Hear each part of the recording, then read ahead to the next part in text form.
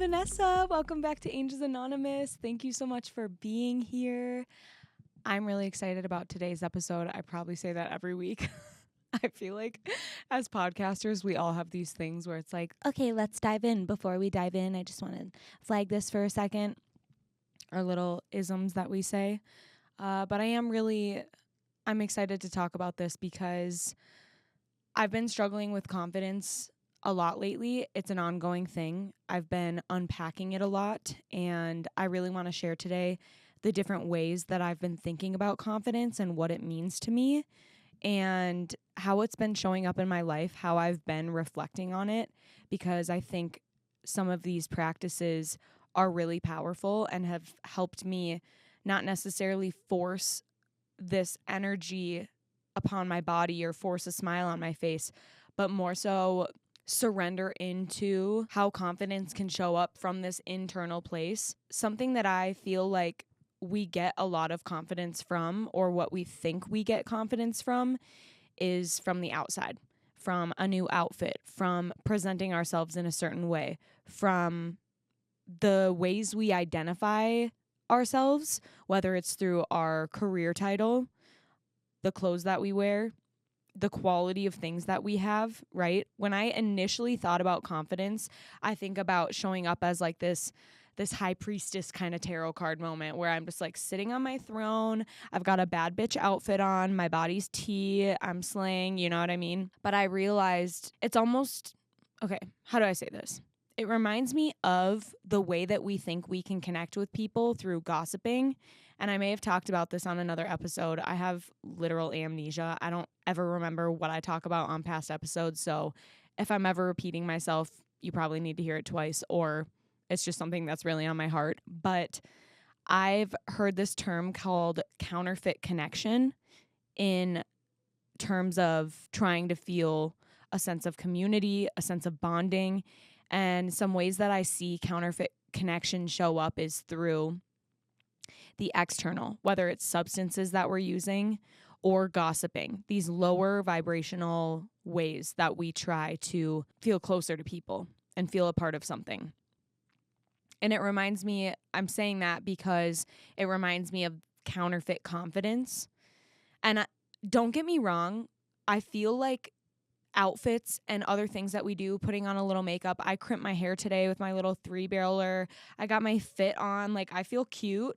And that makes me feel more elevated than just like walking out of the house with sweats. I'm wearing sweats, elevated sweats, cozy chic over here. But being put together, there is something to that. Don't get me wrong, but that's not really what we're going to talk about today. We're going to talk about the root of confidence and just unpack it. So I'm really excited to share with you if you've been feeling like you're lacking confidence in your body, in wanting to show up in a certain capacity, but you're holding yourself back in comparison. Comparison is a constant nagging thing in my brain for me, no matter what I'm doing. You know, I'm doing this podcast and I'm comparing myself to the other podcasts. There's another podcast through the school, through a Met Radio, that is about more politics. And I'm like, who am I to be sitting up here rambling about nonsense and maybe dropping a couple gold nuggets of wisdom here and there, but just talking about myself? Like, it feels so vain. And I compare myself and think like I could be sounding so much more intelligent. This girl is preparing way more than I am. Her editing is next level. Or when I'm listening to other people's podcasts, I'm like, ooh, that sounds really smart. I want to talk about that. And then if I do want to bring in something that someone else is talking about, I feel like a fraud or a copycat. So it's very interesting. It's a very weighted topic. But before we start, that was my little intro. I want to talk about my fit. I want to talk about a little life update. My fit today, my sweatpants are new. This weekend, I went to a Fabletics yoga class that I was supposed to be teaching through Black Swan, and nobody showed up. And that could have been a real knock to my confidence. However, I was not in charge of the marketing. This was like I don't know if it was Denver-wide or nationwide campaign, But Fabletics just dropped a collab with Keke Palmer. Okay, slay. Like, I'm thinking about that jump roping movie with Corbin Bleu. Isn't Keke Palmer in that? I don't even remember what it's called, but when I think of Keke Palmer, I think of that. But she dropped this new line with Fabletics, and it's so cute. And Black Swan reached out to me and was like, will you teach this class? I don't know how Fabletics found Black Swan, but I'm so happy that they did, because what a great studio to represent a brand like that. They are super inclusive and diversity forward, which I love. So I go to the studio or the store at 8 a.m. and I get to pick out my little outfit. It was so exciting. And I'm just waiting. I turn my little speaker on. I got my music going. I'm talking to the girl who works for Fabletics. She and I clicked immediately. And after the fact, when no one showed up, we were like, this is still amazing. It was such a great experience. It was so great connecting with her. And of course, we bonded like butter on bread. What the hell is going on with my brain today? I don't know.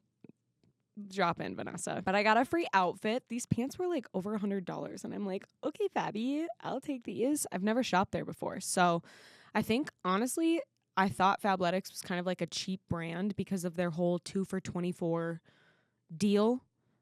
Like, I was like, maybe this is shitty quality. I don't know why. I've never considered. I've just been like a Lulu girl. I don't expand my horizons a ton. And I also don't really shop now. So these are my new sweats. That's what was going on this weekend. And it really taps into this idea of confidence, because if I had been hosting an event myself, if the marketing was on me, if I had put in all of these efforts, you run the risk of nobody showing up. And I felt that way when I did my intentional consumption collective. I felt like even though 2 people signed up, I really tried to hold that and celebrate it. But at the same time, when you put yourself out there, there's a certain level of expectation that comes with it. And it's so hard to be detached from the outcome. And it's so hard to not tie your worth in the results. But it's so necessary, because if you let that define you, you're going to fall short so fast.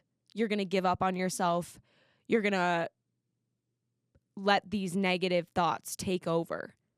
So I want you to know that if and when you try something new, when you put yourself out there, when you post a video or a podcast and nobody likes it, nobody listens to it, when you host the event or post a course or a piece of content that people can download for $5 or whatever it is, and no one shows up, that is part of the creator process.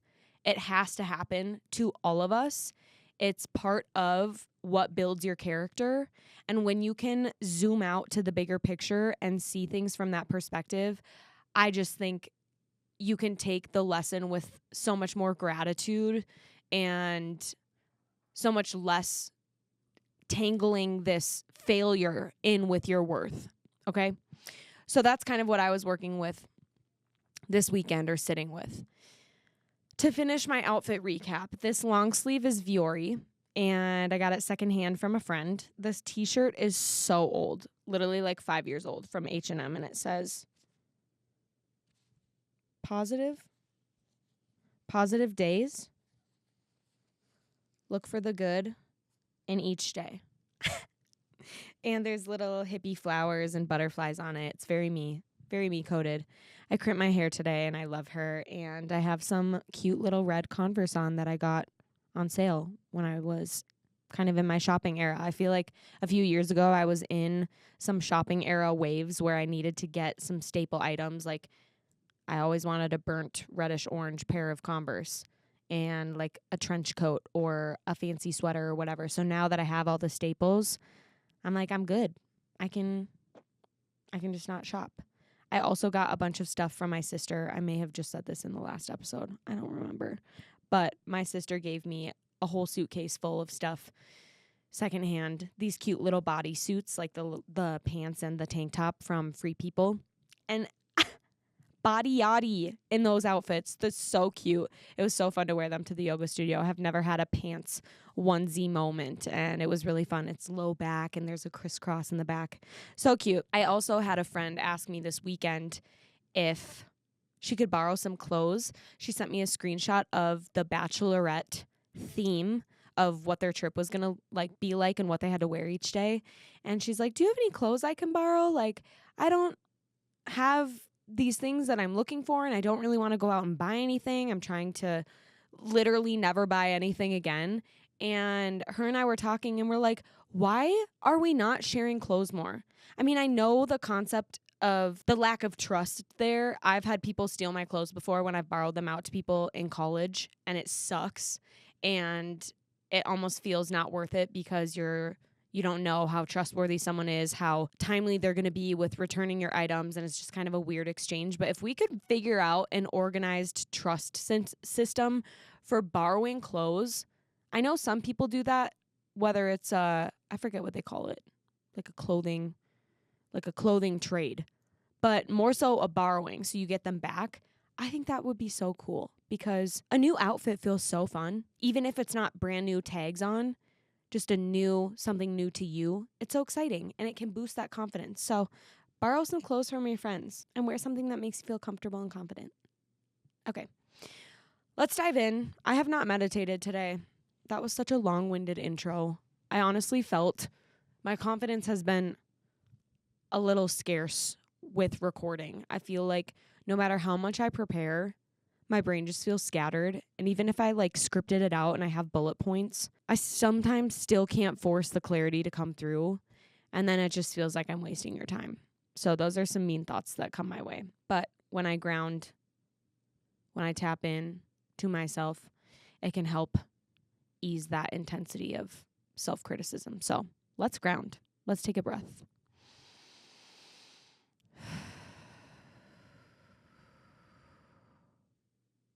Inhale through your nose. Hold at the top. Open mouth, exhale.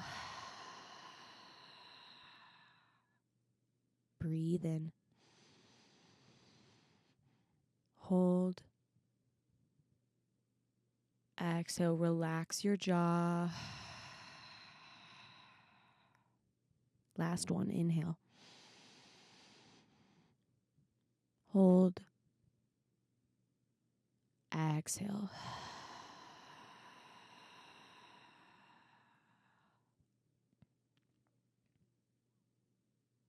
Take a couple moments to get into your body. Take a couple neck rolls. A little arch of the spine. Just loosen things up a little bit.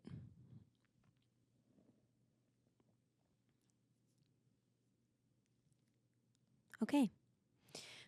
I forgot to bring my tarot cards today, so I found a daily tarot card generator.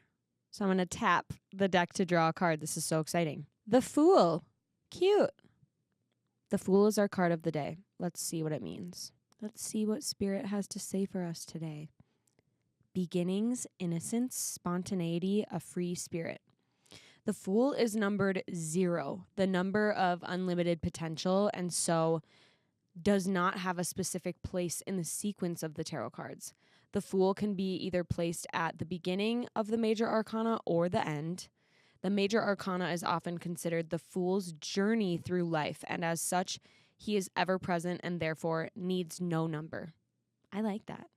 On the Fool tarot card, a young man stands on the edge of the cliff. Without a care in the world as he sets out on a new adventure, he is gazing upwards towards the sky and the universe, and is seemingly unaware that he is about to skip off a precipice into the unknown. Over his shoulder rests a modest knapsack containing everything he needs, which isn't much. Let's say he's a minimalist. Okay, on brand with the Angels Anonymous intentional consumption. The white rose is in his left hand, representing purity and innocence. At his feet is a small white dog representing loyalty and protection that encourages him to charge forward and learn the lessons he came to learn. The mountains behind the Fool symbolize the challenges yet to come. They are forever present, but the Fool doesn't care about them right now. He's more focused on starting his expedition. The Fool is a card of new beginnings, opportunity, and potential. Just like the young man, you are at the outset of your journey, standing at the cliff's edge and about to take your first step into the unknown. Even though you don't know exactly where you're going, you are being called to commit to yourself and follow your heart, no matter how crazy this leap of faith might seem to you.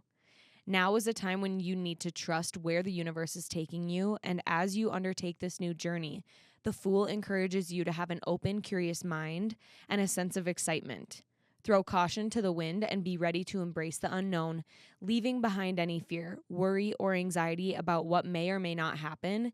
This is about new experiences, personal growth, development, and adventure. The time is now. Take the leap of faith, even if you don't feel 100% ready or equipped for what is coming.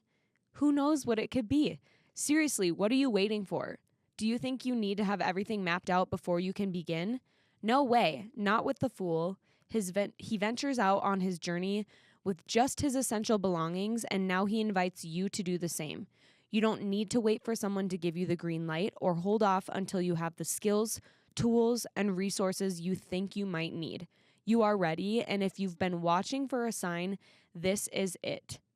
The world is your oyster and anything can happen. Use your creative mind with a dash of spontaneity to make the most out of this magical time and bring forth your new ideas in powerful ways. The Fool is your invitation to relax, play, and have fun. Treat life like one big experiment and feel yourself in the flow of whatever comes your way. This card asks you to embrace your beautiful, carefree spirit, allowing yourself to connect to the energy that surrounds you and flows through you.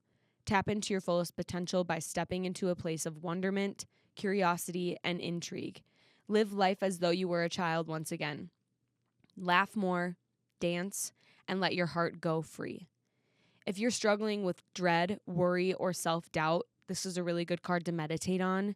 The Fool is your guide as someone who is daring and carefree. He is the embodiment of who you really are.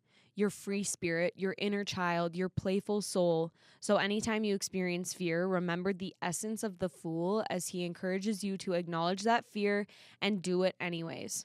You never know what the future holds, but like the Fool, you must step into the unknown, trusting that the universe will catch you and escort you along the way. Take a chance and see what happens.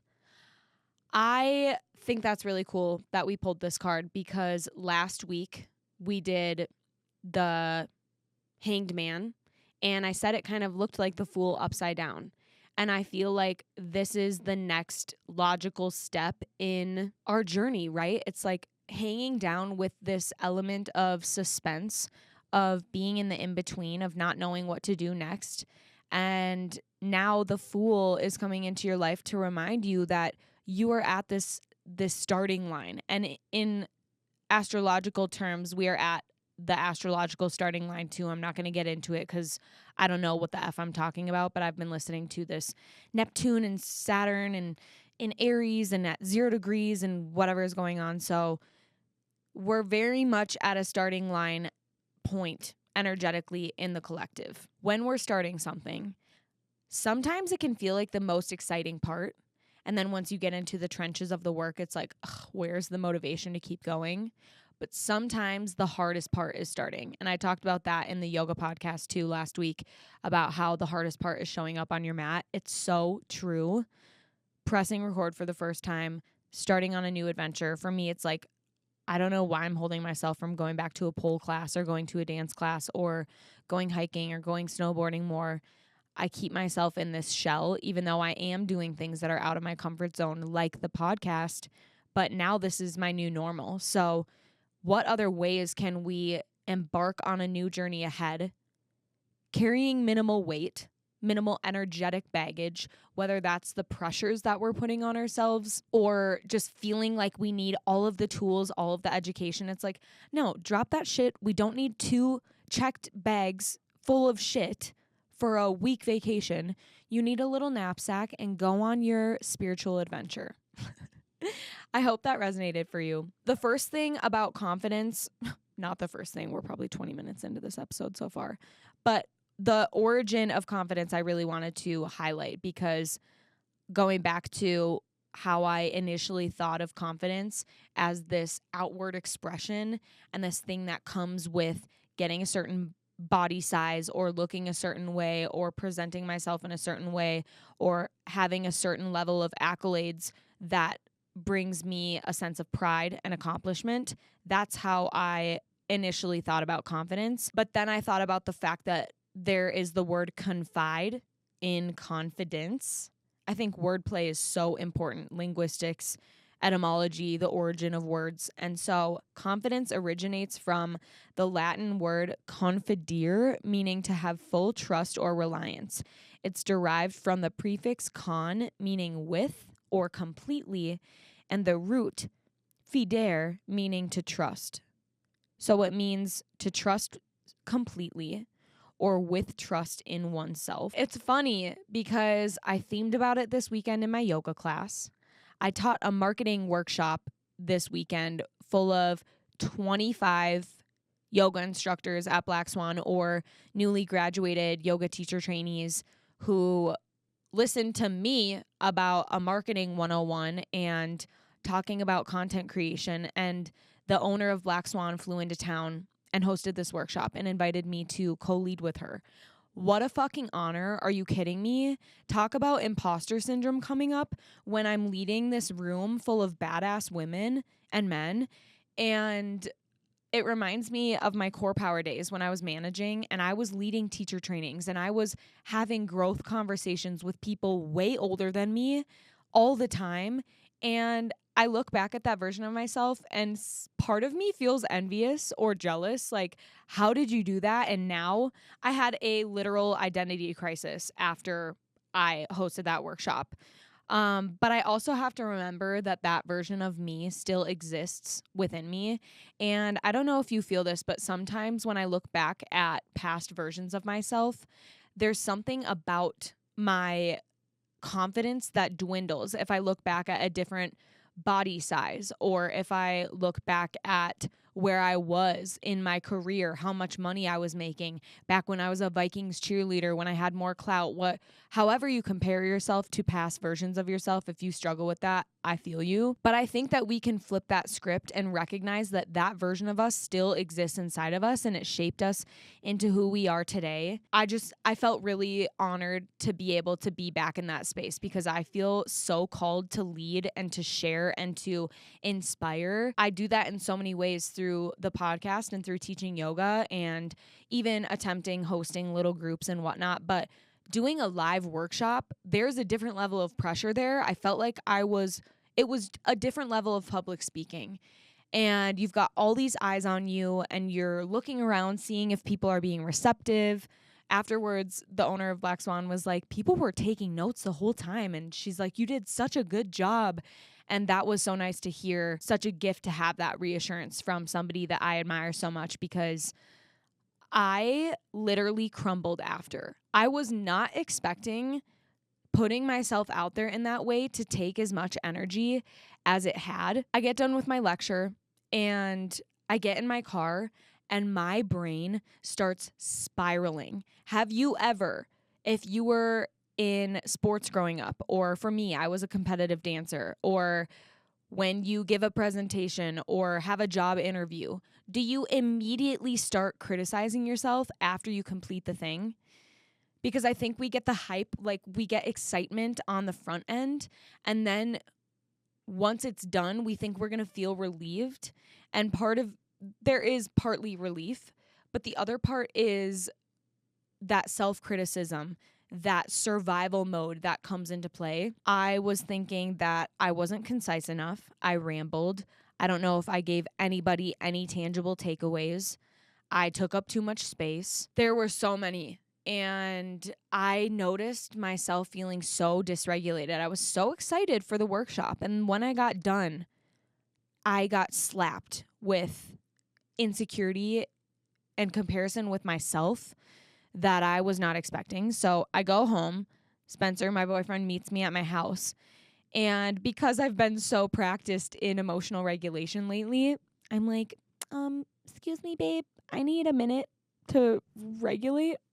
So I go into my room, slide my squishmallow behind my tailbone, and put my legs up the wall on my bed, and I start crying. And I started journaling a few minutes after that and wrote what is true for me. And I want to pull this up, actually, because I have a couple good things in my journal about everything I've been processing. This is how I rewrote my beliefs after the spiral that I went down. What is true is that I prepared for the marketing workshop and showed up, that I am embodying the work we taught of recognizing my worth is not tied to outcome, perception, amount of value, that I did the best I could with where I'm at, that I didn't get to everything I had planned and it didn't go as planned, and that's okay. That insecurity and confidence can exist at the same time. That I have 7+ years of experience teaching yoga and creating content and showing up. And I am a leader because I choose to lead. I have knowledge and wisdom to offer the world. My messiness is my message. People's attention span do not tie to my worth.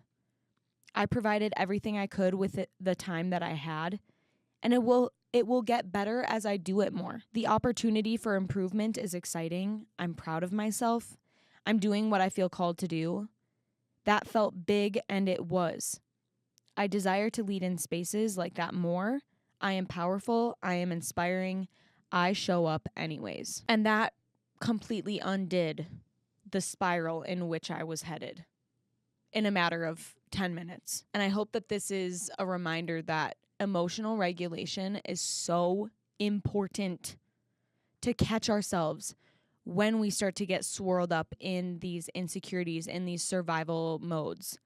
Because if we don't stop it and check it, and not this awareness of like, oh, I don't want to be thinking that way, but the way that I held it was so nurturing to that part of me that felt so deeply insecure. It helped ground me for the rest of the day. I could better show up for my boyfriend. I think that I broke a pattern or a cycle in that moment, because instead of letting that be what I simmered on for the rest of the night, I changed course. And that is how we change our life and change who we are and live a bigger life, is these practices that we hold ourselves accountable to. That is what builds self-trust. That is what builds confidence. Confidence isn't going to come from staying in your safe little bubble, never taking any risks, only buying new clothes as a way to feel confident. It's going to come from pushing your edges, from doing the stuff that feels scary to do, and you do it anyways because your heart feels pulled to do it. Confidence requires challenging yourself, because the only way we're going to build self-trust is by putting ourselves in situations where we may previously have not trusted ourselves. We work through it, we do the thing, and we regulate after. You take chances so that you can grow, so that you can live the quality of life that you feel called to live, instead of staying stuck in the same box, doing the same thing, feeling like you're falling short or not living up to your potential. And I did discredit myself. I'm like, that workshop literally wasn't even a big deal. I didn't host it. It was 30 minutes of me talking. It's not like I was up on stage doing a TED Talk, but how am I ever going to do a TED Talk if I didn't even do that, right? You have to start somewhere. And this opportunity didn't come out of nowhere, right? I'm putting in the hours getting in front of people, whether it's in front of a camera or in front of my phone or teaching yoga classes.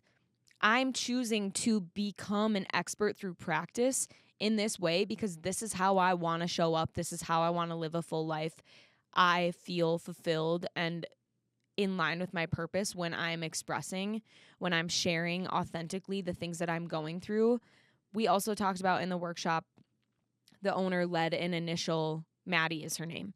Maddie led an initial talk about your worth and your why as a yoga instructor, and how it's such a big deal to hold so much energy. And this goes for anything that you're doing. If you're putting yourself in a place to be seen, you are susceptible to so much energy around you, and that can be a lot.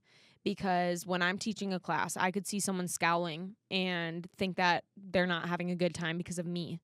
Or maybe I didn't get a compliment after class, and I'm like, did anyone like this flow? Someone's sitting on their mat for 10 minutes. Is this too much for people? You know? And if you're not rooted in your worth and your why, these external things that happen when you put yourself in those spaces can sweep you away and knock your confidence and knock that trust with yourself and make you start to second guess yourself. And let me tell you, after 8 years of teaching yoga, I still feel insecure, but I do it anyways. And there's little moments in my own teaching where I really feel like, oh, I crushed that. Or people give me a compliment or reassurance, or a student shares how I've impacted them. And those are the moments that reaffirm why you do the work. But you also have to know your personal why and root your worth in your heart center, your sense of self, and really connect to that. And that will make you so fucking unstoppable and so powerful. So it's funny because I'm constantly teaching on things that I am struggling with. And it's this weird balance of I want to be educational and inspiring, but I can feel like a fraud, an imposter, because I don't have it figured out. But like I always say, you sharing your shame or me sharing my mess, my story, when someone else does that for me, there is no better medicine, truly. Having somebody relate and I can feel like me too. I'm not alone. I was just talking to my friend Vanessa this weekend. We were on an hour-long phone call as I was walking around the park, and we were talking about our autoimmune health issues, about how sensitive and fragile our bodies are feeling lately, how discouraged I was feeling. I also am really scared of, I have travels this summer. I'm going to Italy with Spencer for my best friend Anjali's wedding. And I've been having wine cravings lately and kind of playing out when I'm in Europe, am I going to drink? And that would be a 4.5-year door that has been locked shut. Okay, maybe it's not locked, but it's still shut because I've tried sips when I've been bartending and whatnot, or I'll take a sip of someone's drink just to see what it tastes like. But I've never been under the influence of alcohol since July 6th of 2021. Yeah. I am terrified for what that would mean if I crack that door open, because I notice addictive tendencies in my life so much already that I'm so scared. I lack that confidence and that trust in myself that I can have a flexible relationship with alcohol because I have such addictive energy in my body. And even after so much work, I notice it with vaping, with smoking CBD, with wanting to microdose, with eating treats. I just like that rampant energy never shuts up with consuming content. That's just how I function. And so I have to do a lot to combat that. But Vanessa and I were talking, and it's so funny because we share the same name. We both are yoga teachers. We both have struggled with autoimmune issues. We both have gotten sick abroad. We've both had these spiritual awakenings through physical illness, and she's sober too. And sober fluid, right? She's dabbled, I'm not going to reveal her story, but it's a fluid experience for both of us.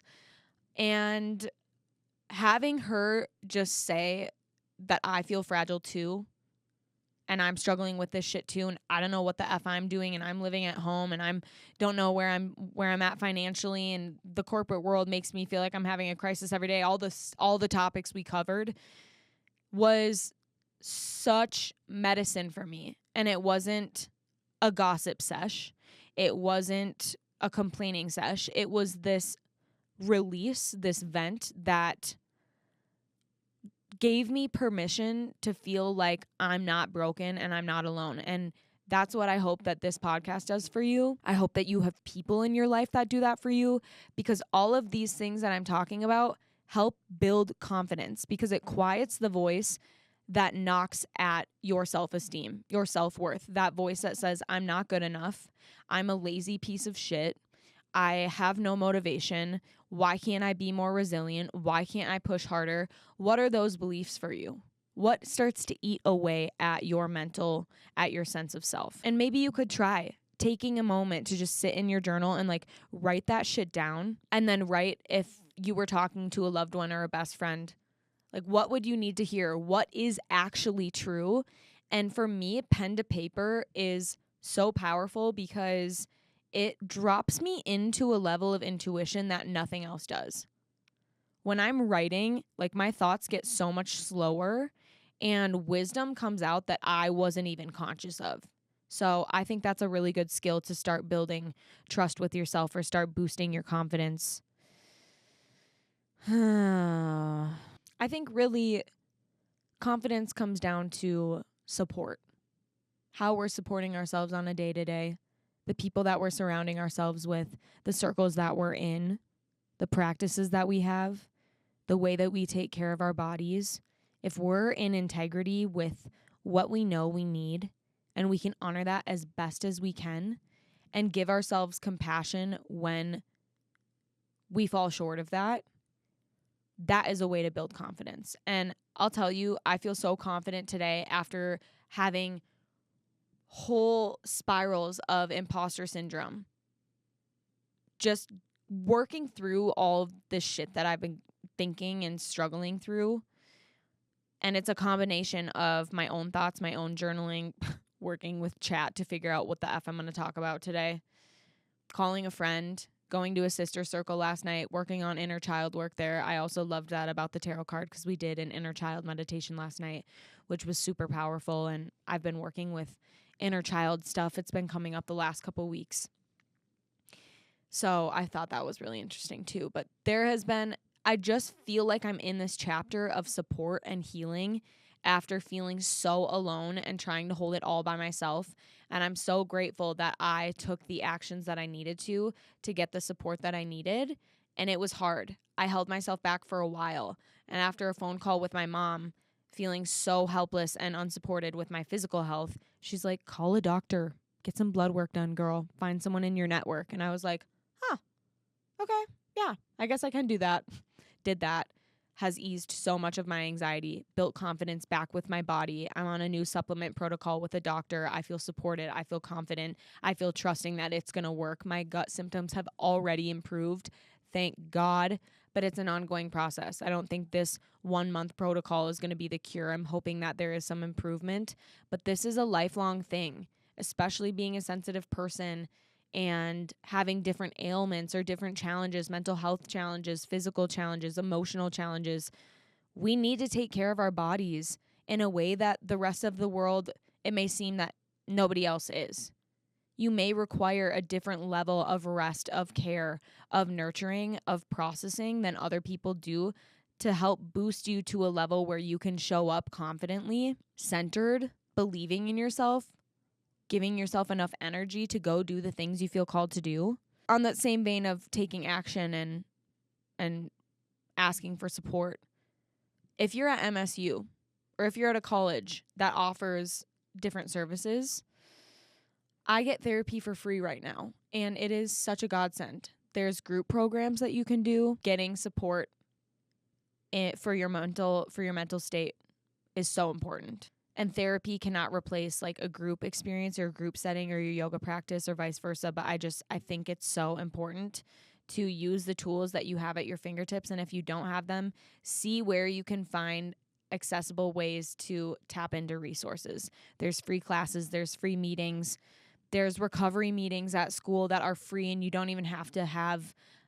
a struggle with addiction. But I tell you, we probably are all addicted to something, and if you find a resource or a meeting or something that calls to you, just go. Just see what people have to say, because ultimately people in these groups share their stories, and that helps you feel less alone and more like, okay, I can do this. I can move forward. If they can, I can. And I'm not an effed up piece of for the struggles that I have. I've been thinking about needing more sobriety support or wanting more sobriety support or wanting to create that. And I don't know what that is yet because my schedule feels so full. I'm taking on more content creation jobs, which is so exciting. I feel like so many things are in motion and I'm so stoked. But I keep having this Marijuana Anonymous meeting nagging in my head. And I haven't gone yet, but listen to those whispers. I think I need to go to a sober meeting soon. I feel like I don't have space to hold space right now, but maybe that's my insecurities talking. Because ultimately I do want to create the spaces for that kind of thing. So, I don't know. If you feel like you need sobriety support, and if you would want to be a part of an in-person or an online type of community, let me know. I don't feel like I have a concrete ending or a huge takeaway 5-step to heal your lack of confidence. But this is something that is really surfacing for me that I'm really working through right now, is to better confide in myself. How can I build that trust? I got sober because I wanted to build trust with myself. I share my heart on my sleeve because that helps me build trust, that it's safe to share my emotions. And there's so many ways that we can work on building confidence from an intrinsic place that is so much longer lasting than anything materialistic that you can buy. And I'll tell you too, the more that you work on that longer term, it reminds me of like eating sugar for energy versus eating oatmeal in the morning for like a longer, more slow burning carb. I don't know why that just came up. But the more that you build this rooted confidence, the less you're going to be unconsciously spending on shit that you don't have money for. Constantly chasing different things to pick you up, little dopamine hits, your social media, your treats every day, your coffees, your clothing hauls, you're going out and spending $50 at the bar, wherever you feel like you're unconsciously exerting your resources, your values in a way that's not supportive. When you really take the time to step back and sit with yourself and process what's been going on. How can I hold myself? What's there? You feel less of that pull to unconsciously consume, spend, waste in hopes of feeling better. That's that. Also, I don't know if I said this already, but I brought my reusable coffee cup today. Half decaf iced oat milk pistachio, 1 pump of pistachio latte. I realized that it tastes like cereal milk, and it's so good. I feel really grounded. That felt good. I love you guys. Thank you so much for being here, for listening. Let me know if you want to hear anything for next week's episode. Give me some inspiration. Give me a 5-star review on Spotify. I'm now on Met Radio too through the school, so you'll see my podcast posted on my individual Angels Anonymous and through Met Radio. So wherever this hits your ears, thank you so much. And I hope to hear from you, and I'll see you next week. Bye.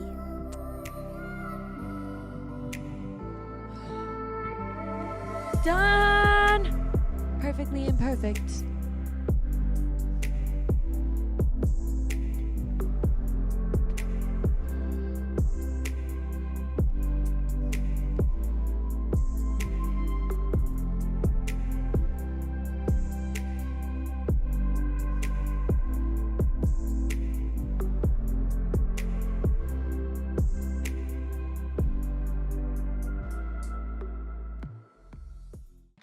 Go ahead and talk a little bit. What did you have for breakfast this morning? I had a Greek yogurt bowl. I put Greek yogurt, granola, strawberries, raspberries, chia seeds, and I have an iced oat milk latte, half decaf, with 1 pump of pistachio in my cup. Locked and loaded. I'm going to be talking about confidence today. Hell yeah. I think you should be all good to go. But I might end up being like this. Are or you like this. recording on your camera already? Yeah. Sick. Okay. Well, I'll just leave this recording going. Okay. Just for what it is right now. Yeah, and then just your clap sync. So, Okay. dope. Have fun. Good luck. Thank you. Yeah.